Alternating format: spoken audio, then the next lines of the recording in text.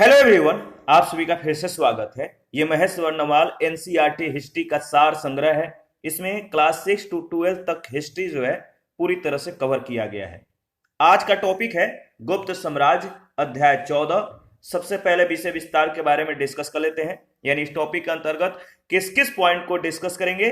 तो सबसे पहले सामान्य परिचय के बारे में, श्रीगुप्त, घटोत्कच गुप्त, चंद्रगुप्त प्रथम, समुद्रगुप्त, चंद्रगुप्त द्वितीय, कुमारगुप्त प्रथम, स्कंदगुप्त के उत्तराधिकारी पुरुगुप्त, कुमारगुप्त द्वितीय, बुधगुप्त, नरसिंहगुप्त, भानुगुप्त, वैन्यगुप्त, कुमारगुप्त तृतीय, विष्णुगुप्त। गुप्त साम्राज्य का जो पतन है इसके बारे में डिस्कस करेंगे। गुप्त साम्राज्य के समकालीन राजवंश, प्रशासन पद्धति, सामाजिक गतिविधि, भागवत संप्रदाय का उद्भव और विकास के बारे में डिस्कस करेंगे। इसके बाद गुप्तकालीन प्रमुख मंदिर के बारे में, गुप्त काल भारत का जो स्वर्ण युग है कैसे था इसके बारे में, साहित्य और विज्ञान प्रौद्योगिकी के बारे में भी हम लोग डिस्कस करेंगे। देखिए, कुषाण साम्राज्य के खंडहर पर नए साम्राज्य का जो है प्रादुर्भाव हुआ, उसका जन्म हुआ, जिसने अपना आधिपत्य कुषाण और सातवाहन दोनों के राज क्षेत्रों पर जो स्थापित किया। यह गुप्त साम्राज्य था। यह कौन सा साम्राज्य था? गुप्त साम्राज्य था। इसने संपूर्ण उत्तर भारत को 320 ईस्वी से 455 ईस्वी तक एक सदी से ऊपर राजनीतिक एकता के सूत्र में बांधे रखा। सबसे पहले श्रीगुप्त के बारे में डिस्कस करेंगे। इनका समय है 240 से 280 ईस्वी। देखिए, प्रभावती गुप्ता के पुनः स्थित ताम्रपत्र अभिलेख में श्रीगुप्त का उल्लेख गुप्त वंश के आदिराज के रूप में किया गया है। किस रूप में? आदिराज, याद रखिएगा। देखिए, लेखों में इसका गोत्र धारण बताया गया है। इसका शासन 280 ईस्वी तक रहा। श्रीगुप्त ने महाराज की उपाधि धारण की थी। एतसिंह के अनुसार अगर बात करें तो श्रीगुप्त ने मगध में एक मंदिर का निर्माण करवाया तथा मंदिर के लिए 24 गांव दान में दिए थे। इसके बाद घटोत्कच गुप्त, इनका समय है 280 से 319 ईस्वी। लगभग 280 ईस्वी में श्रीगुप्त ने घटोत्कच को अपनी उत्तराधिकारी बनाया। घटोत्कच ने महाराज की उपाधि धारण की थी। प्रभावती गुप्ता के पूना एवं रिद्धपुर ताम्रपत्र अभिलेख में घटोत्कच को गुप्त वंश का प्रथम शासक बताया गया है। ठीक है, घटोत्कच को गुप्त वंश का प्रथम शासक बताया गया है, याद रखिएगा। इसके बाद देखिए, चंद्रगुप्त प्रथम, इनका जो समय है 319 से 335 ईस्वी। चंद्रगुप्त प्रथम गुप्त वंश का पहला प्रसिद्ध शासक हुआ। जो चंद्रगुप्त प्रथम थे, ये गुप्त वंश का पहला प्रसिद्ध शासक हुआ। श्रीगुप्त व घटोत्कच महाराज कहलाते थे। वही चंद्रगुप्त प्रथम ने महाराजाधिराज की जो है उपाधि धारण की थी। चंद्रगुप्त प्रथम जो है, इन्होंने लिच्छवी राजकुमारी कुमार देवी से विवाह किया था। गुप्त वंश में सर्वप्रथम चंद्रगुप्त प्रथम ने रजत यानी चांदी की मुद्राओं का प्रचलन प्रारंभ करवाया था। चंद्रगुप्त प्रथम महान शासक हुआ क्योंकि उसने 319 से 320 ईस्वी में अपने राज्यारोहण के स्मृति में गुप्त संवत चलाया था। कब? उसने 319 से 20 ईस्वी में अपने राज्यारोहण के स्मृति में याद में गुप्त संवत चलाया था, याद रखिएगा। गुप्त शासकों की जो प्रमुख उपाधियां थी, याद रखिएगा। श्रीगुप्त की जो उपाधि थी आदिराज महाराज की, घटोत्कच का जो उपाधि था महाराज का, चंद्रगुप्त प्रथम जो था इसने महाराजाधिराज की उपाधि ग्रहण किया था। और समुद्रगुप्त का जो उपाधि था पराक्रमांक था। चंद्रगुप्त द्वितीय ने, बताइए, किस उपाधि को धारण किया था? विक्रमादित्य और विक्रमांक। इसके बाद कुमारगुप्त ने महेंद्रादित्य के उपाधि को जो है ग्रहण किया था और स्कंदगुप्त ने शक्रादित्य और शक्रोपम। ठीक है, याद रखिएगा। तो गुप्त साम्राज्य का जो सिनॉप्सिस है आप देख सकते हैं। गुप्त साम्राज्य जो है किस तरह से, मतलब कि इसने अपना शासन को चलाया। गुप्त साम्राज्य में सबसे पहले नाम आता है श्रीगुप्त का। ठीक है, श्रीगुप्त दोनों, देखिए, श्रीगुप्त और घटोत्कच गुप्त ये दोनों पूर्ण स्वतंत्र शासक नहीं थे। तो श्रीगुप्त और घटोत्कच जो गुप्त थे, ये दोनों जो थे पूर्ण स्वतंत्र शासक नहीं थे। इसके बाद चंद्रगुप्त प्रथम आते हैं। ये गुप्त वंश का वास्तविक संस्थापक था। गुप्त संवत जो है इन्होंने प्रारंभ की थी 319 ईस्वी में। और इसके बाद समुद्रगुप्त के बाद जो है रामगुप्त। उपाधि इनका जो है याद रखिएगा प्रक्रमांक श्री विक्रम, और उपनाम इनका जो था भारत का नेपोलियन। तो समुद्रगुप्त को भारत का नेपोलियन कहा जाता है। इसके बाद आते हैं चंद्रगुप्त द्वितीय। इनका उपाधि था विक्रमादित्य। ये गुप्त काल का इनका जो समय था, ये गुप्त काल का स्वर्ण युग था। चीनी यात्री फाह्यान का आगमन होता है इन्हीं के समय में। इसके बाद आते हैं कुमार गुप्त प्रथम। इनकी उपाधि थी महेंद्रादित्य की। नालंदा विश्वविद्यालय के ये संस्थापक थे। तो प्रश्न पूछा जाता है और यह भी पूछा जाता है कि चीनी यात्री फाह्यान का आगमन किनके शासन काल में हुआ था। दोनों बात याद रखिएगा, इंपॉर्टेंट है।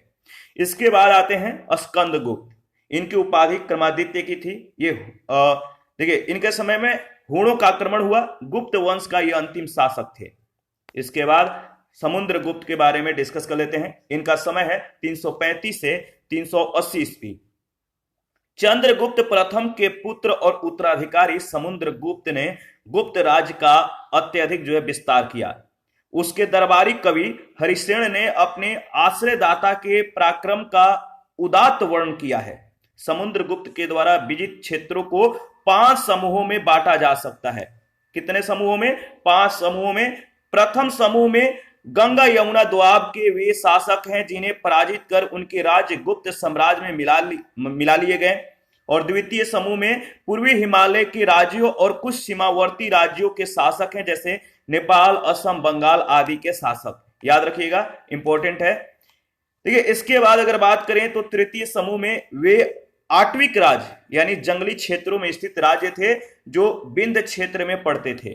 चतुर्थ समूह में वे, याद रखिएगा, चतुर्थ समूह में पूर्वी दक्कन और दक्षिण भारत के 12 शासक हैं जिन्हें पराजित कर छोड़ दिया गया। समुद्रगुप्त तमिलनाडु में कांची तक पहुंचा जहां इसने पल्लवों से अपनी प्रभुसत्ता जो है स्वीकार कराई। 5वें समूह में शकों और कुषाणों के नाम हैं जिनमें से कुछ अफगानिस्तान में राज करते थे और ऐसा कहा गया है कि समुद्रगुप्त ने उन्हें पदच्युत कर दिया, उनके पद से हटा दिया और सुदूर देश के शासकों को अपने अधीन कर लिया। एक चीनी स्रोत के अनुसार अगर बात करें तो श्रीलंका के राजा मेघवर्मन ने गया में बुद्ध का मंदिर बनवाने की अनुमति प्राप्त करने के लिए समुद्रगुप्त के पास अपना दूत भेजा था। ठीक है।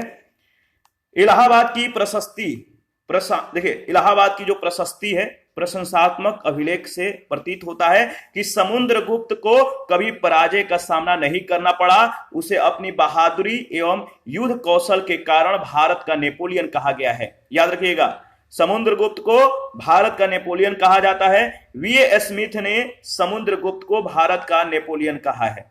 समुद्रगुप्त अपने को लिच्छवी दौहित्र कहकर गौरव का जो है अनुभव करता था।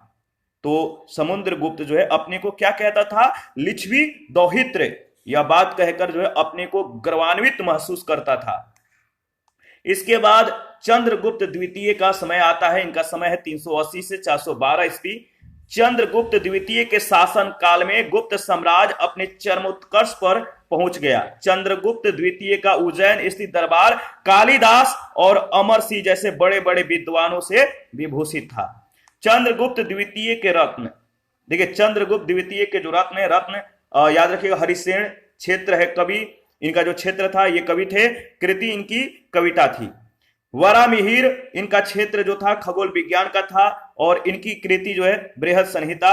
वर रुचि का व्याकरण और इनकी जो रचना है व्याकरण संस्कृत में। और धन्वंतरी इनका जो क्षेत्र था वो चिकित्सा का क्षेत्र था। इन्होंने आयुर्वेद यानी चिकित्सा पुस्तक जो है लिखा था। छपड़क जो है इनका क्षेत्र ज्योतिष विद्या का था। इन्होंने ज्योतिष शास्त्र को लिखा। अमर सिंह इनका क्षेत्र शब्दकोश रचना था और अमर कोश यानी शब्दावली की रचना की। कालिदास नाटक और काव्य इनका क्षेत्र था और इन्होंने अभिज्ञान संकुतलम और मेघदूत को लिखा था। शंकु जो है इनका जो क्षेत्र था वास्तुकला का था और इन्होंने शिल्प शास्त्र को लिखा। और वेताल भट्ट जो है ये जादूगर थे और इन्होंने मंत्र शास्त्र को लिखा। याद रखिएगा। इसके बाद गुप्त साम्राज्य का जो क्षेत्र है, जो एरिया है, आप देख सकते हैं किस तरह से फैला हुआ है। तो देखिए ये जो एरिया है ये वाला, ये ठीक है, इधर इससे ऐसे जो है ये सभी जो एरिया है आप देख सकते हैं किस तरह से है।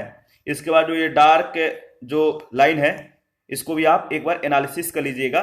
ठीक है, यहाँ पे गुप्त साम्राज्य का जो प्लेस था, जो स्थान था, जैसे अहिछत्र, बिलसठ, ध्रावस्ती, कनौज, कपिल वस्तु, अयोध्या, कुशीनगर, वैशाली, काशी, ये सभी, नंदीवर्धन, ताप्ती, ये सभी जो है आपको ध्यान में रखना है। ठीक है, और नदियां भी ध्यान में रखिएगा।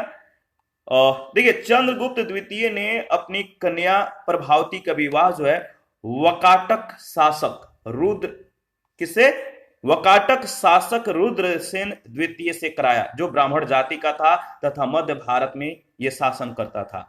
तो चंद्रगुप्त द्वितीय ने अपनी कन्या प्रभावती का विवाह वकाटक शासक रुद्रसेन द्वितीय से कराया, जो ब्राह्मण जाति का था तथा मध्य भारत में शासन करता था। वकाटक राज्य पर अप्रत्यक्ष रूप से अपना प्रभाव स्थापित कर चंद्रगुप्त द्वितीय ने पश्चिमी मालवा और गुजरात पर प्रभुत्व स्थापित कर लिया तथा वहां के 400 साल पुराने शक क्षत्रपों के शासन का अंत किया।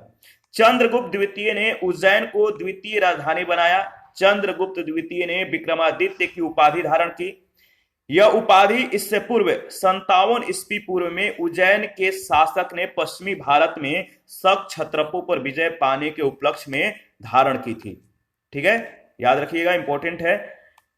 देखिए, इसके बाद अगर बात करें तो चंद्रगुप्त द्वितीय ने 2 रजत मुद्राओं, सिल्वर क्वाइंस का सर्वप्रथम जो है प्रचलन करवाया था। रजत मुद्राओं का सर्वप्रथम प्रचलन चंद्रगुप्त द्वितीय ने करवाया था।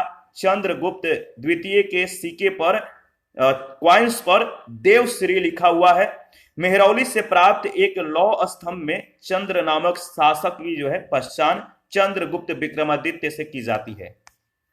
चंद्रगुप्त के समय में चीनी यात्री फाहियान भारत आया। कब आया? 399 से 414 ईस्वी के बीच। चंद्रगुप्त द्वितीय विक्रमादित्य के पश्चात उसका पुत्र कुमारगुप्त जो है कुमारगुप्त प्रथम गुप्त साम्राज्य का शासक बना। तो चंद्रगुप्त द्वितीय विक्रमादित्य के पश्चात उसका पुत्र कुमारगुप्त प्रथम गुप्त साम्राज्य का शासक बना। इसके बाद कुमारगुप्त यानी महेंद्रादित्य जिसने उपाधि धारण की थी, तो कुमारगुप्त प्रथम का जो है यहां से शासन स्टार्ट होता है 415 से 455 ईस्वी के बीच।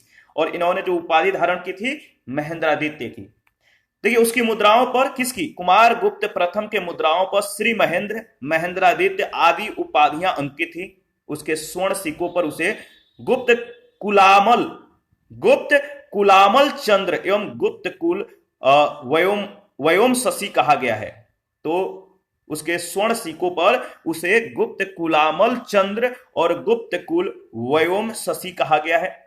शक्रादित्य को कुमारगुप्त की जो है उपाधि महेंद्रादित्य के समानार्थी माना गया है। कुमारगुप्त ने अश्वमेघ यज्ञ किया और अश्वमेघ प्रकार की मुद्रा चलाई।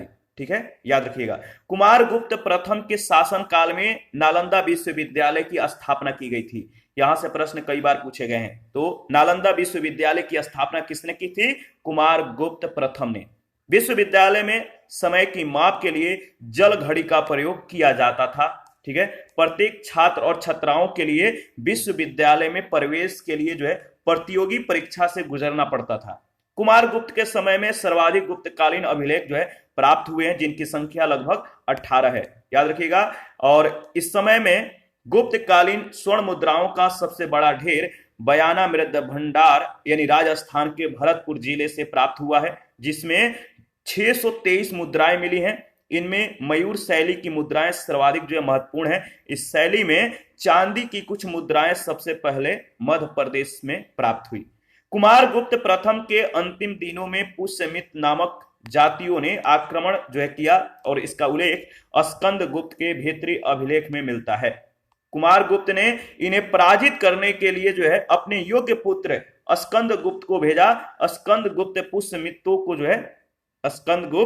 पुष्यमित्रों को पराजित करने में वह सफल हुआ।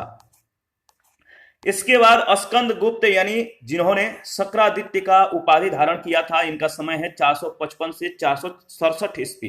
तो स्कंदगुप्त का समय याद रखिएगा। स्कंदगुप्त वंश का अंतिम प्रतापी शासक था। ठीक है, जो स्कंदगुप्त था ये मतलब कि गुप्त वंश का यह अंतिम प्रतापी शासक था। कहोम अभिलेख से विदित होता है, जानकारी मिलता है कि इसने शक्रादित्य की उपाधि धारण की थी। हूणों का गुप्त साम्राज्य पर आक्रमण स्कंद गुप्त के शासनकाल की महत्वपूर्ण घटना थी।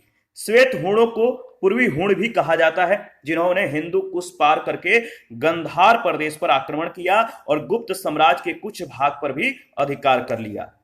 स्कंद गुप्त न केवल एक योग्य सैन्य संचालक था, बल्कि एक आदर्श प्रशासक भी था। जूनागढ़ अभिलेख से पता चलता है कि उसने सौराष्ट्र प्रांत में पर्णदत्त को अपना राज्यपाल नियुक्त किया। इस लेख में गिरनार के प्रशासक चक्रपालित के द्वारा सुदर्शन झील के बांध के पुनर्निर्माण का जो वर्णन है। वेनस्यांग ने नालंदा संघाराम को बनवाने वाले शासकों में शक्रादित्य के नाम का जो है उल्लेख किया है, जिससे स्कंद गुप्त के द्वारा नालंदा संघाराम को सहायता देने का प्रमाण मिलता है। स्कंद गुप्त ने चीन के साथ मित्रतापूर्ण संपर्क को बनाए रखा और 466 ईस्वी में एक दूत चीन के सांग सम्राट के दरबार में भेजा। इसके बाद स्कंद गुप्त के जो उत्तराधिकारी हैं, इसके बारे में डिस्कस कर लेते हैं। पहला जो उत्तराधिकारी है पुरुगुप्त, समय है 467 से 476 ईस्वी। यह कुमार गुप्त प्रथम का पुत्र तथा स्कंद गुप्त का सौतेला भाई था। संभवतः देखिए, स्कंद गुप्त संतानहीन था, उसके बाद सत्ता जो है पुरुगुप्त के हाथों में आ गई। भेतरी मुद्रा लेख में उनकी माता का नाम महादेवी अनंत देवी तथा पत्नी का नाम चंद्र देवी मिलता है। चूंकि वह वृद्धावस्था में शासक हुआ, अतः उसका शासन अल्पकालीन रहा, कम समय के लिए रहा। उसके समय में गुप्त साम्राज्य की अवंती जो है प्रारंभ हो गई थी। इसके बाद कुमार गुप्त द्वितीय का समय आता है। पुरुगुप्त का उत्तराधिकारी जो था वो था कुमार गुप्त द्वितीय। सारनाथ से गुप्त संवत 154 यानी 473 ईस्वी का उल्लेख जो है उसका मतलब कि मिलता है, लेख मिलता है, जो बौद्ध प्रतिमा पर खुदा हुआ है। सारनाथ लेख में भूमि रक्षित कुमार गुप्त उत्कीर्ण मिलता है। इसके बाद बुध गुप्त गुप्त संवत 157 यानी 477 ईस्वी का उसका सारनाथ से लेख मिला है। यह उसके शासन काल की ज्ञात तिथि है। ठीक है, याद रखिएगा, इंपॉर्टेंट है। इसके बाद देखिए, अगर बात करें तो दामोदरपुर ताम्रपत्र में उसे परम भट्टारक महाराजा धीराज कहा गया है। बुध गुप्त ने 477 ईस्वी से 495 ईस्वी तक शासन किया था। स्कंद गुप्त के उत्तराधिकारियों में बुध गुप्त सबसे अधिक शक्तिशाली शासक था, जिसने एक विस्तृत प्रदेश पर शासन किया। स्वर्ण मुद्राओं पर बुध गुप्त को श्री विक्रम उपाधि से संबोधित किया गया है। बुध गुप्त बौद्ध मतानुयायी था। चीनी यात्री वेनस्यांग के विवरण से ज्ञात होता है, पता चलता है कि वह अंतिम गुप्त सम्राट था, जिसने हिमालय से लेकर नर्मदा नदी तक तथा मालवा से लेकर बंगाल तक के विस्तृत भूभाग पर शासन किया था। इसके बाद नरसिंह गुप्त, जिन्होंने बालादित्य की उपाधि धारण की थी, यह बुध गुप्त का छोटा भाई था। जो नरसिंह गुप्त था, बुध गुप्त का यह छोटा भाई था, जो उसके मृत्यु के बाद उसका शासक बना। भेतरी मुद्रा लेख में नरसिंह गुप्त की माता का नाम महादेवी चंद्र देवी मिलता है। परवर्ती गुप्त शासक जो थे, इनके बारे में देख लेते हैं। स्कंद गुप्त के उत्तराधिकारी जो हुए पुरुगुप्त, कुमार गुप्त द्वितीय, बुध गुप्त, नरसिंह गुप्त। ठीक है, याद रखिएगा, क्रम इंपॉर्टेंट है। इसके बाद भानुगुप्त, वैनगुप्त, कुमार गुप्त तृतीय और लास्ट विष्णुगुप्त। देखिए, हूण नरेश मिहिर कुल, जो हूण नरेश मिहिर कुल थे, ये बड़ा क्रूर और अत्याचारी था। मिहिर कुल बड़ा क्रूर यानी क्रोधित मतलब कि अग्रेसिव भावना का था और अत्याचारी था। वेनस्यांग के विवरण से यह ज्ञात हो जाता है कि उसने मगध के शासक बालादित्य पर जो है आक्रमण किया था, किंतु पराजित हुआ और वह बंदी बना लिया गया। बालादित्य ने अपनी माता के कहने पर उसे मुक्त कर दिया, फ्री कर दिया। नरसिंह गुप्त बौद्ध मतानुयायी था। उसने बौद्ध विद्वान वसुबंधु की जो है शिष्यता ग्रहण की थी। किसकी? वसुबंधु की। नालंदा मुद्रा लेख में नरसिंह गुप्त को परम भागवत कहा गया है। क्या कहा गया है? परम भागवत। इसके बाद भानुगुप्त। देखिए, भानुगुप्त का एरण से एक प्रशस्तर स्तंभ लेख प्राप्त हुआ है। यह 510 ईस्वी का है। इस लेख में उसके मित्र गोपराज का उल्लेख है, जिसकी हूणों के विरुद्ध भानुगुप्त के ओर से युद्ध करते हुए मृत्यु हो गई थी। और उसकी पत्नी अग्नि में जलकर सती यानी सती प्रथा का प्रथम अभिलेखीय साक्ष्य यहीं से मिलता है।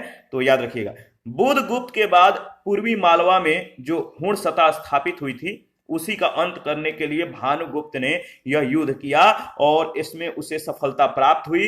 इस युद्ध को स्वतंत्रता संग्राम की संज्ञा दी गई है। इसके बाद वैन्यगुप्त, इसके विषय में जानकारी का मुख्य स्रोत जो है वो है गुणैधर।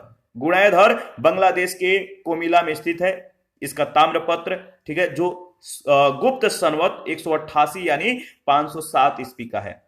गुणैधर ताम्रपत्र में उसके दो प्रांतीय शासकों कौन कौन, विजयसेन, रुद्रदत्त, इनके नाम मिलते हैं तथा इसमें बौद्ध विहार के लिए कुछ भूमिदान दिए जाने का भी वर्णन है। याद रखिएगा, ठीक है।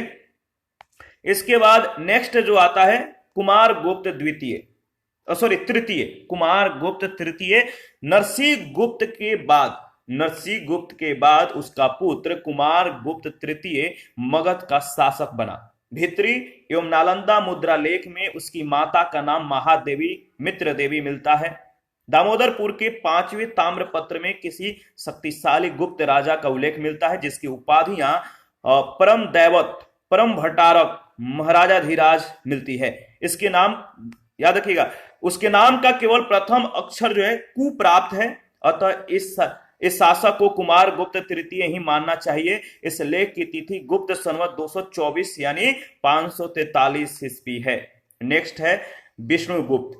देखिए, कुमार गुप्त तृतीय गुप्त वंश का अंतिम महान शासक था। नालंदा से प्राप्त एक मुद्रा लेख में विष्णुगुप्त का लेख मिलता है जो संभवतः उसका पुत्र था, जो 550 ईस्वी तक राज करता रहा। इसके बाद गुप्त साम्राज्य पूर्णतः छिन्न भिन्न हो गया। इसके बाद देखिए गुप्त साम्राज्य के समकालीन राजवंश, इसके बारे में डिस्कस करेंगे। तो देखिए, राजवंश जो पहला है वह काटक राजवंश, स्थापना 255 ईस्वी से, ठीक है, 255 ईस्वी, और संस्थापक था विंध्य शक्ति और राजधानी या शासित क्षेत्र जो था पुरिका प्रवरपुर महाराष्ट्र में, महाराष्ट्र और कोंकण व विदर्भ क्षेत्र। इसके बाद 330 ईस्वी में सर्वसेन संस्थापक था, वत्स गुलम, आधुनिक वसीम, अकोला महाराष्ट्र और विदर्भ क्षेत्र।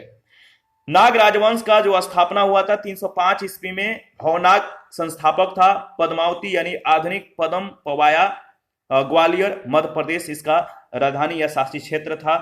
इसके बाद त्रैकुटक राजवंश संस्थापक जो था संस्थापक था इंद्रदत्त और स्थापना हुआ था 415 ईस्वी में और राजधानी अनिरुद्धपुर नासिक महाराष्ट्र।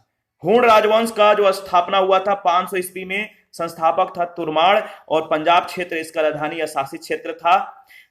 सालंकायन राजवंश का जो स्थापना हुआ था 300 ईस्वी में और संस्थापक था देववर्मन और वेंगी में, याद रखिएगा, पेडुवेगी गोदावरी जिला महाराष्ट्र इसका जो है राजधानी या शासित क्षेत्र था।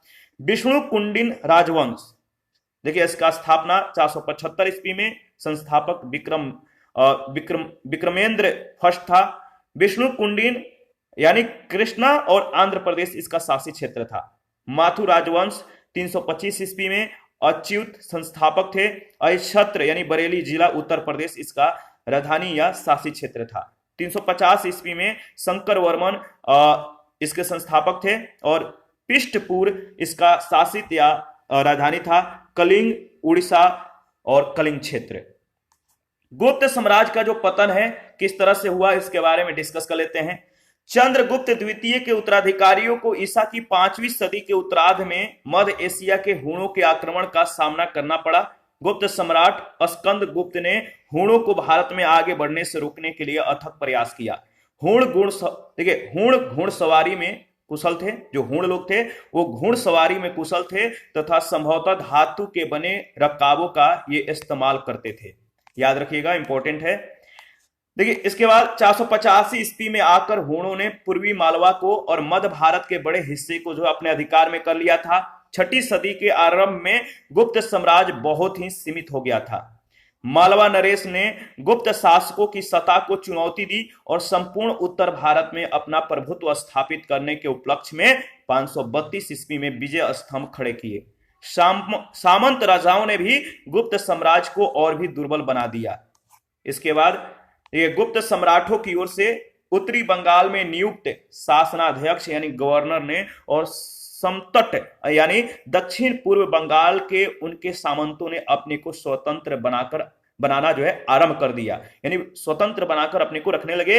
विदेशी व्यापार के ह्रास से गुप्त साम्राज्य की आय निश्चित रूप से कम हो गई, जिसके कारण रेशम बुनकरों की एक श्रेणी यानी व्यवसायिक संघ जो था 473 ईस्वी में गुजरात से मालवा चली गई तथा वहां उन बुनकरों ने अन्य पेशे को अपना लिया।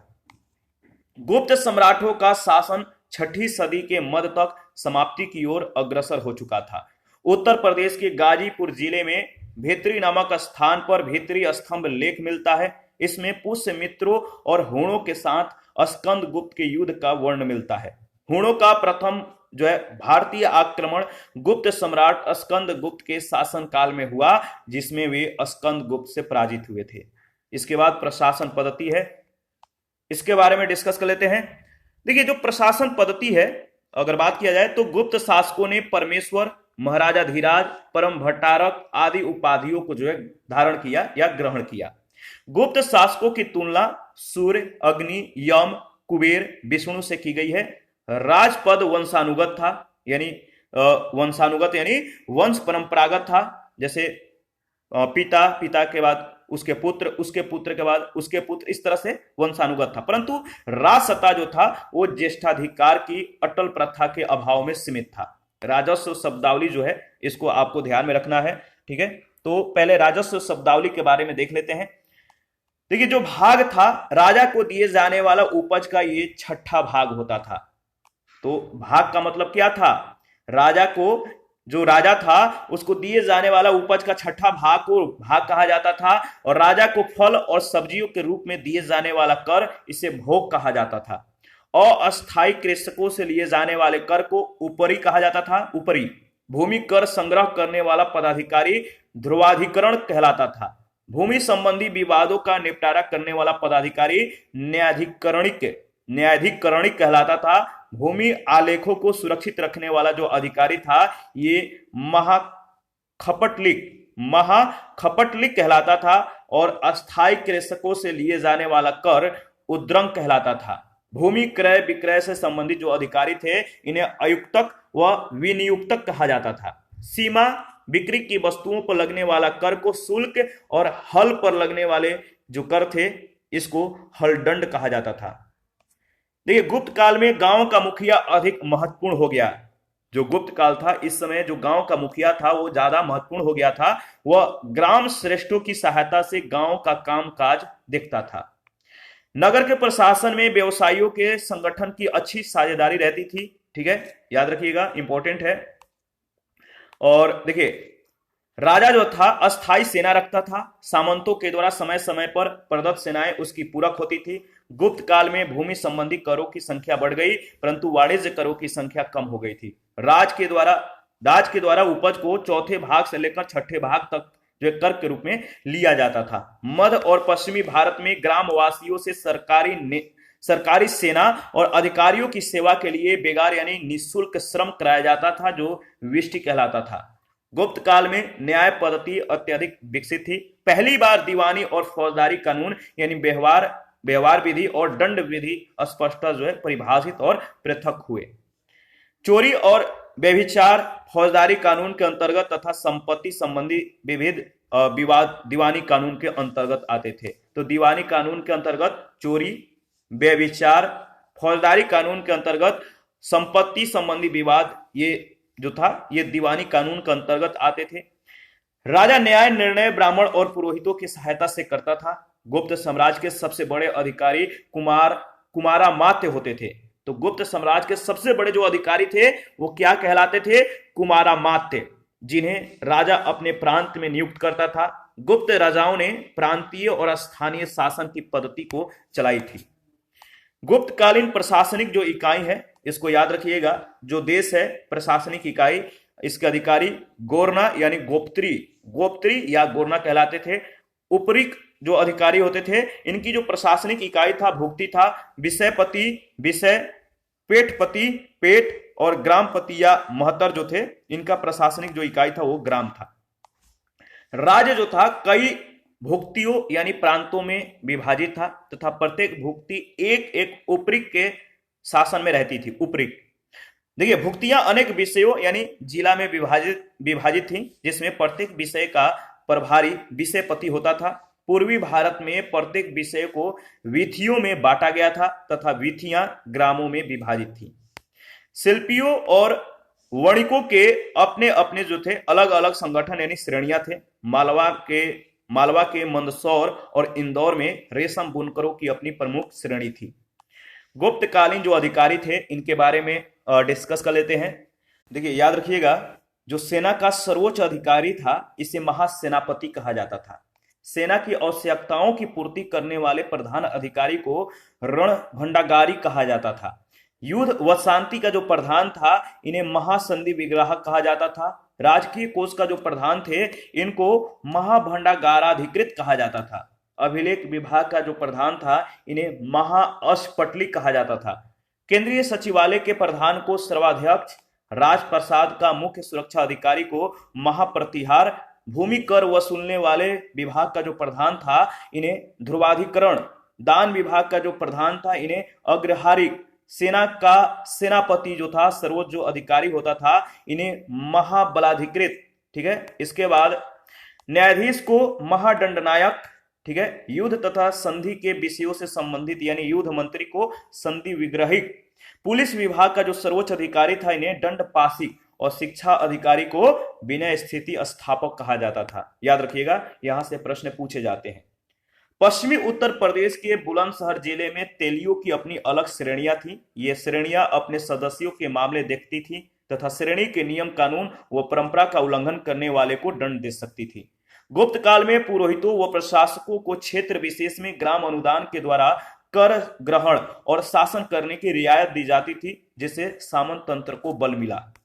भूमि अनुदान प्रथा का आरंभ दक्कन में सातवाहनों ने किया तथा गुप्त काल में विशेषकर मध्य प्रदेश में यह सामान्य परिपाटी बन गई। पुरोहितों और अन्य धर्माचार्यों को कर मुक्त भूमि दान में दी जाती थी, जिसे ग्राम को दे दिया जाता था। उनमें राजा के अधिकारी और अमलों को प्रवेश करने का हक नहीं रहता था।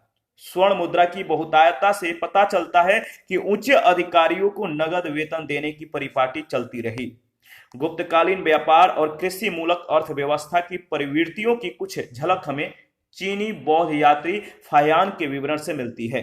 वह बताता है कि मगध नगरों और धनवानों से भरा पड़ा था तथा धनी लोग बौद्ध धर्म का संपोषण करते थे एवं उसके लिए वे दान देते थे।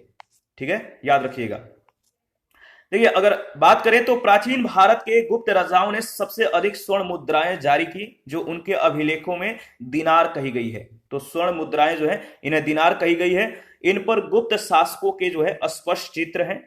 देखिए, सोडांश में ये मुद्राएं उतनी शुद्ध नहीं है जितनी कुषाण मुद्राएं। देखिए, गुजरात विजय के बाद गुप्त शासकों ने बड़ी संख्या में चांदी के सिक्के जो है निर्गमित किए, चालू किए। ठीक है, कुषाणों के विपरीत गुप्तकालीन तांबे के सिक्के बहुत ही कम प्राप्त हुए हैं।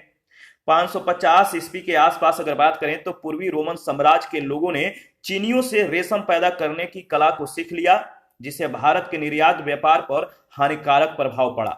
6ठी सदी के मध्य तक आते आते भारतीय रेशम की मांग विदेशों में कमजोर पड़ गई थी। ब्राह्मण पुरोहितों का भूस्वामी के रूप में उदय किसानों के हितों के विपरीत था। मध्य और पश्चिमी भारत के किसानों से बिगाड़ लिया जाने लगा। इसके बाद सामाजिक जो गतिविधि है इसके बारे में डिस्कस कर लेते हैं। देखिए, ब्राह्मणों को बड़े पैमाने पर ग्राम अनुदान मिलता रहा और इस बात का प्रमाण है कि ब्राह्मणों की श्रेष्ठता गुप्त काल में बनी रही। वर्ण जातियों उपजातियों में बढ़ गए। इस काल में शूद्रों की स्थिति में सुधार हुआ। अब इन्हें रामायण महाभारत और पुराण जो है सुनने का जो है अधिकार मिल गया। साथ ही कुछ गृह संस्कारों जैसे घरेलू अनुष्ठानों का इन्हें अधिकार दे दिया गया।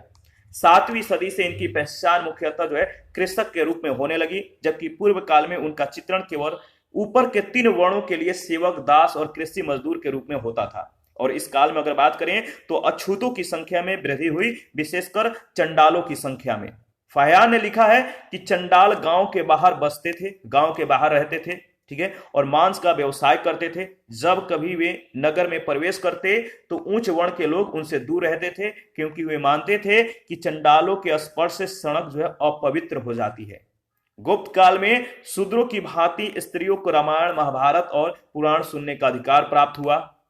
पर्दा प्रथा, जो प्रदा प्रथा, सती प्रथा, नियोग प्रथा का प्रचलन तीव्रता से दृष्टिगोचर होने लगा था। स्त्रियों की स्थिति पहले से दयनीय हो गई। पितृतंत्रात्मक व्यवस्था में वे पत्नी को निजी संपत्ति समझने लगे और यहां तक कि पत्नी से मृत्यु में भी साथ देने की आशा करने लगे। पति के मृत्यु पर पत्नी का पति के चिता में सती करने का पहला जो अभिलेखीय उदाहरण है वह गुप्त काल में मिलता है। तो सती प्रथा का शुरुआत यहां पे जो है देखने को मिलता है। अगर बात करें तो देखिए, स्मृतियों में यह कहा गया है कि विवाह के समय वधु को भेंट के रूप में मां बाप के द्वारा दिए गए भूषण, अलंकरण, वस्त्र आदि समान स्त्री धन होते हैं। 6ठी सदी के स्मृतिकार कात्यायन का कहना है कि स्त्री अपने स्त्री धन के साथ अपनी अचल संपत्ति को बेच सकती है तथा गिरवी रख सकती है। देखिए, कात्यायन के अनुसार अगर बात करें तो भूमि में स्त्रियों को हिस्सा मिलता था। बौद्ध धर्म की जो अवस्था है इसके बारे में देख लेते हैं। गुप्त काल में बौद्ध धर्म को राजाश्रय मिलना समाप्त हो गया। जो राजा से जो मतलब कि सहायता मिलता था वो राजाश्रय मिलना समाप्त हो गया। यानी इस धर्म का जो उत्कर्ष अशोक और कनिष्क के दिनों में था वह गुप्त काल में नहीं रहा। नालंदा बौद्ध शिक्षा का केंद्र बन गया। कुमार गुप्त प्रथम ने नालंदा महाविहार की जो है स्थापना करवाई थी। भागवत संप्रदाय का उद्भव और विकास, इसके बारे में डिस्कस कर लेते हैं। देखिए, इसका उद्भव जो है मौर्योत्तर काल में हुआ। वैदिक काल में विष्णु गौण देवता थे, ठीक है। ईसा पूर्व 2री सदी में आकर वह नारायण नामक देवता से अभिन्न हो गए और नारायण विष्णु कहलाने लगे। नारायण मूलतः अवैदिक जनजातीय देवता थे, वो भागवत कहलाते थे और उसके उपासक भी भागवत कहलाते थे। जब विष्णु और नारायण दोनों एक हो गए तब दोनों के उपासक भी धर्म की एक ही छत्र छाया में जो है मतलब कि आ गए। जब विष्णु और नारायण जो एक ही हो गए तो दोनों के उपासक जो थे, विष्णु और जो नारायण के उपासक थे, वो एक ही धर्म के छत्र छाया में जो है आ गए। और विष्णु का संबंध जो है पश्चिमी भारत के निवासी, याद रखिए, वृषणी कुल के एक पौराणिक महापुरुष से जुड़ गया जो कृष्ण वासुदेव कहलाता था। भागवत संप्रदाय के मुख्य जो तत्व है भक्ति और अहिंसा। भक्ति का अर्थ प्रेममय निष्ठा निवेदन है, यानी प्रेम से निष्ठा से निवेदन करना, आग्रह करना। अहिंसा यानी किसी जीव का वध नहीं करना। यह नया धर्म परम उदार था। सहजता से इसने विदेशियों को भी अपनी ओर आकर्षित कर लिया। कृष्ण जो थे, इन्होंने भागवत गीता में, जो भगवत गीता, इसमें घोषणा की कि जन्मतः अपवित्र स्त्री, वैश्य और शूद्र भी उसकी शरण में आ सकते हैं। गुप्त काल में आकर महायान बौद्ध धर्म के तुलना में भागवत वैष्णव अधिक प्रभावी हो गया। इसने अवतारवाद का उपदेश दिया और इतिहास में विष्णु के 10 अवतारों के चक्रों को प्रतिपादित किया। वैष्णव संप्रदाय के अनुसार अगर बात करें तो जब जब सामाजिक व्यवस्था पर संकट आता है तब तब विष्णु उपयुक्त रूप में अवतार लेकर उससे रक्षा करते हैं। 6ठी सदी तक आते आते विष्णु की गणना शिव और ब्रह्मा के साथ त्रिदेव में होने लगी थी, ठीक है। तो देखिए किस तरह से जो है इनका विस्तार होता है। देखिए, गुप्त वंश के कुछ राजा शिव के उपासक हुए जो संहार और प्रलय के देवता हैं। शिव क्या थे? संहार और प्रलय के देवता। लेकिन शिव का उत्कर्ष बाद में हुआ। गुप्त शासक, जो गुप्त शासन था, इनकी आरंभिक अवस्था में शिव इतने महत्वपूर्ण नहीं लगते जितने कि विष्णु थे। गुप्त कालीन जो प्रमुख मंदिर है इसको याद रखिएगा, यहां से प्रश्न कई बार पूछे गए हैं। एरण का जो विष्णु मंदिर है वो कहां पर है? एरण सागर जिला मध्य प्रदेश में। भूमरा का जो शिव मंदिर है, भूमरा सतना जिला मध्य प्रदेश में। सांची का जो मंदिर है सांची में है, रायसेन जिला मध्य प्रदेश में। पिपरिया का जो विष्णु मंदिर है यह पिपरिया सतना जिला मध्य प्रदेश में है। तिगवा का कंकाली देवी मंदिर तिगवा जबलपुर मध्य प्रदेश में है, ठीक है। इसके बाद तिगवा का विष्णु मंदिर तिगवा जबलपुर मध्य प्रदेश। नचना कुठार का पार्वती मंदिर नचना कुठार पन्ना मध्य प्रदेश। नागोद का शिव मंदिर नागोद सतना जिला मध्य प्रदेश में। मुकुंद दरा का मंदिर जो है मुकुंद दरा कोटा जिला राजस्थान में है। भीतरगांव का कृष्ण मंदिर भीतरगांव में कानपुर जिला उत्तर प्रदेश में। सिरपुर का लक्ष्मण मंदिर जो है ये सिरपुर रायपुर जिला छत्तीसगढ़ में। मणिनाग का मंदिर राजगीर नालंदा जिला बिहार में। खोह का शिव मंदिर खोह सतना जिला मध्य प्रदेश में, मढ़ी का मंदिर मढ़ी जबलपुर जिला मध्य प्रदेश में, देवगढ़ का दशावतार मंदिर जो है देवगढ़ झांसी जो है ये उत्तर प्रदेश में। गुप्त काल में मूर्ति पूजा ब्राह्मण धर्म का सामान्य लक्षण हो गया। गुप्त वंशी राजाओं ने विभिन्न धार्मिक संप्रदायों के प्रति जो है सहनशीलता का मार्ग अपनाया। गुप्त काल प्राचीन भारत का स्वर्ण युग कहा जाता है। समुद्रगुप्त और चंद्रगुप्त द्वितीय कला और साहित्य के संपोषक थे। देखिए, समुद्रगुप्त को अपने सीके पर वीणा बजाते हुए दिखाया गया है। चंद्रगुप्त का दरबार नवरत्न यानी 9 बड़े बड़े विद्वानों से अलंकृत था। ठीक है, याद रखिएगा। गुप्त काल में बनी 2 मीटर से भी ऊंची बुद्ध की कांस्य मूर्ति भागलपुर के निकट सुल्तानगंज में प्राप्त हुई। गुप्त काल में सारनाथ और मथुरा में बुद्ध की सुंदर व आकर्षक प्रतिमाओं का निर्माण हुआ है। गुप्तकालीन अजंता की चित्रावली बौद्ध कला का सर्वश्रेष्ठ नमूना है। इन चित्रों में गौतम बुद्ध और उनके पिछले जन्मों की विभिन्न घटनाएं चित्रित हैं।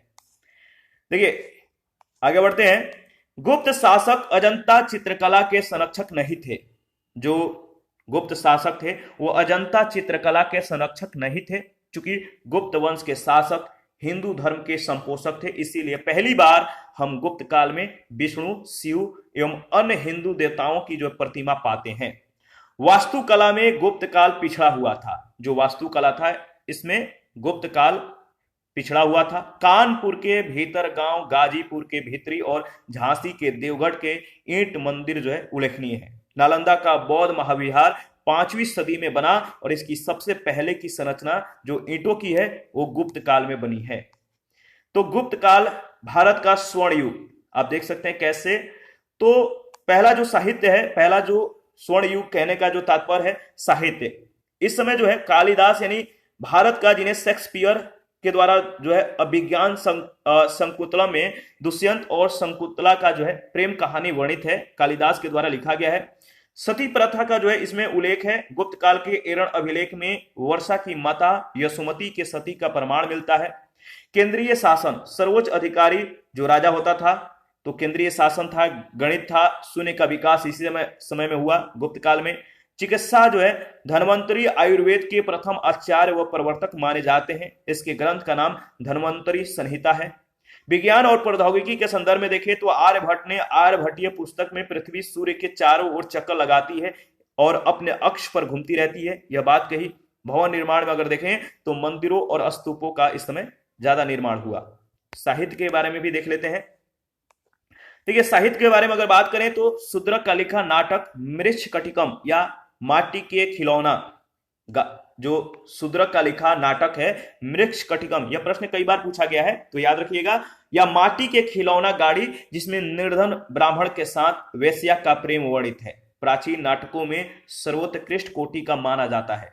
कालिदास का अभिज्ञान शकुंतलम विश्व की 100 उत्कृष्ट साहित्यिक कृतियों में से एक है। इसमें राजा दुष्यंत और शकुंतला के प्रेम की कथा जो है चित्रित है, जिनका पुत्र भरत प्रसिद्ध राजा हुआ। भरत प्रसिद्ध।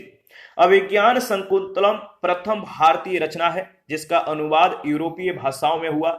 ऐसी दूसरी रचना भगवत गीता है। भारत में गुप्त काल में लिखे नाटकों के विषय में उल्लेखनीय है कि ये सभी नाटक सुखांत हैं। इनमें दुखांत नाटक एक भी नहीं मिलता, यानी दुख का नाटक नहीं है। निम्न वर्गों के लोग भिन्न भिन्न भाषाएं, जबकि उच्च वर्ग के लोग संस्कृत भाषा बोलते थे। 2 महान गाथा काव्य रामायण और महाभारत ईसा की 4वीं सदी तक पूर्ण हो चुके थे। भागवत गीता महाभारत का महत्वपूर्ण अंश है। इसमें शिक्षा दी गई है कि वर्ण और जाति के अनुसार जिसका जो कर्तव्य निर्धारित है उसे उसका पालन किसी भी स्थिति में एवं बात करें तो देखिए किसी प्रतिफल की कामना किए बिना, यानी फल की कामना किए बिना करना चाहिए। इसके अंतिम संकलन का संपादन गुप्त काल में हुआ था और इस काल में बहुत सी स्मृतियां लिखी गई हैं जिनमें सामाजिक और धार्मिक नियम कानून संकलित किए गए हैं। गुप्त काल में पाणिनि और पतंजलि के ग्रंथों के आधार पर संस्कृत व्याकरण का विकास हुआ। अमरकोश का संकलन चंद्रगुप्त द्वितीय की सभा के एक नवरत्न अमर सिंह ने किया था। प्राचीन रीति से संस्कृत पढ़ने वाले छात्रों को इस शब्दकोश का ज्ञान होना आवश्यक माना जाता था। इस काल में जटिल अलंकारिक शैली का विकास हुआ जो पुरानी सरल संस्कृत साहित्य की शैली से भिन्न थी। कुछ टीका ग्रंथ भी मिलते हैं। संस्कृत निसंदेह गुप्त शासकों की शासकीय भाषा थी। इस काल में रचित धर्मनिरपेक्ष साहित्य की बहुत सी रचनाएं पाई जाती है। गुप्त युग में बौद्ध दर्शन पर अनेक ग्रंथों की रचना हुई। असंग महायान धर्म का प्रकांड विद्वान था। याद रखिएगा, असंग ने योगाचार, भूमि शास्त्र, प्रकरण, आर्यवाचा, महायान, सूत्रालंकार, वज्र छेदिका टीका, महायान संपरिग्रह और महायान धर्म संगीत शास्त्र आदि ग्रंथ लिखे। तो महायानाधि धर्म संगीत शास्त्र आदि जो ग्रंथ लिखे, इसको याद रखिएगा। वसुबंधु ने अभिधर्मकोश नामक ग्रंथ लिखा। वसुबंधु ने अभिधर्मकोश नामक ग्रंथ लिखा, जिसमें बौद्ध धर्म के मौलिक सिद्धांतों का प्रतिपादन किया गया है। बुद्ध घोष ने हीनयान धर्म पर प्रसिद्ध ग्रंथ विशुद्धि मग लिखा है। जैन ग्रंथों में आचार्य सिद्धसेन का न्यायावतार जो है सबसे प्रसिद्ध है। याद रखिएगा। इसके बाद देखिए, गुप्तकालीन नाटक और नाटककार जो है, इनके बारे में देख लेते हैं। जैसे अभिज्ञान शकुंतलम, ये किसने लिखा? कालिदास। ये किसके नाटक थे? तो अभिज्ञान शकुंतलम कालिदास के द्वारा लिखा गया है। नाटक का जो विषय था दुष्यंत और शकुंतला की प्रेम कथा पर यह आधारित था।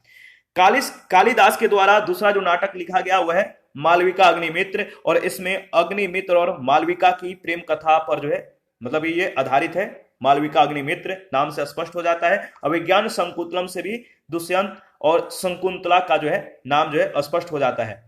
कालिदास का जो तीसरा मतलब कि नाटक था वो था विक्रमोर्वशीयम। सम्राट पुरुरवा और अप्सरा उर्वशी की प्रेम कथा पर जो है यह आधारित है। मुद्रा राक्षस विशाख दत्त के द्वारा लिखा गया है। इस ऐतिहासिक नाटक में चंद्रगुप्त मौर्य के मगध के सिंहासन पर बैठने की कथा का जो है वर्णन किया गया है। शूद्रक के द्वारा मृच्छकटिकम लिखा गया है, और इस नाटक में नायक चारुदत्त, नायिका वसंत सेना के अतिरिक्त राजा, ब्राह्मण और जुआरी, व्यापारी, वेश्या, चोर एवं धूर्तदास का वर्ण है। याद रखिएगा। विशाख दत्त के द्वारा देवी चंद्रगुप्तम लिखा गया है। किसके द्वारा कौन सा नाटक लिखा गया है आपको याद रखना है, यहां से प्रश्न कई बार पूछे जाते हैं। तो विशाख दत्त के द्वारा देवी चंद्रगुप्तम लिखा गया है। इस ऐतिहासिक नाटक में चंद्रगुप्त के द्वारा सकराज का वध कर ध्रुव स्वामिनी से विवाह का वर्णन है। भास के द्वारा चारुदत्तम लिखा गया है, और इस नाटक का नायक चारुदत्त मूलतः भास की कल्पना है। नेक्स्ट जो भास के द्वारा नाटक लिखा गया है, याद रखिएगा, प्रतिज्ञा योगंध राणयम। इसमें महाराज उदयन के द्वारा योगंध राणयम की सहायता से वासवदत्ता को उज्जैनी से लेकर जाने का वर्णन है। भास के द्वारा जो नेक्स्ट नाटक लिखा गया है नाम है स्वप्न वासवदत्तम। इसमें महाराज उदयन व वासवदत्ता की प्रेम कथा का जो है वर्णन किया गया है। याद रखिएगा। इसके बाद देखिए नेक्स्ट जो बात करें तो हरिसेन के द्वारा समुद्रगुप्त के सम्मान में प्रयाग प्रशस्ति, वासुल के द्वारा मंदसौर के शासक यशोवर्मन के सम्मान में मंदसौर प्रशस्ति प्रसिद्ध है। गुप्त काल में अनेक स्मृतियों व सूत्रों पर जो है भाष्य लिखे गए। अनेक पुराणों और रामायण एवं महाभारत को अंतिम रूप दिया गया। नारद, कात्यायन, पराशर, बृहस्पति आदि स्मृतियों की रचना हुई। यहां पे जो है आपको ध्यान में रखना है, बहुत ज्यादा इंपॉर्टेंट है। गुप्त काल की जो महत्वपूर्ण रचनाएं हैं, यानी रचना और रचनाकार का नाम याद रखना है। तो कालिदास के द्वारा मालविका अग्निमित्र लिखा गया है। कालिदास के द्वारा जो है अभिज्ञान शकुंतलम, मेघदूतम, ऋतु संहारम, कुमार संभवम, ठीक है।